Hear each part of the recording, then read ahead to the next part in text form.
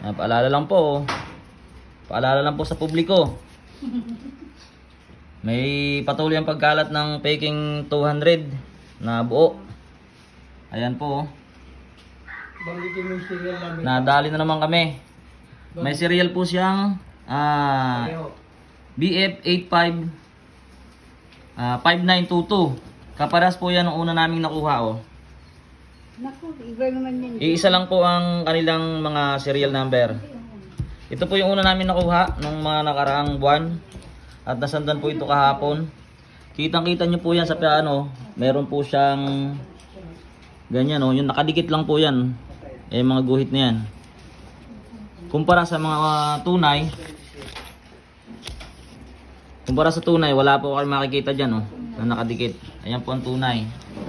At tingnan nyo lang po itsura ng fake oh. Mas dark yung mga buhok ng tao. Oh. Pag sinalang po natin ang ano, makikita nyo po dyan oh. Pag may pang-detect kayo ng pera, umiilaw po yan. At sa fake, ayan po, wala po kahit isang umiilaw. Wala po kahit isang umiilaw dyan. Oh. Ayan po yung fake oh. Huwag po kayo magbabase basta sa tao, kasi may tao din po sila oh. Kuha rin nila yung itsura ng tao. Na anino oh. Ibig sabihin isa lang gumagawa nito.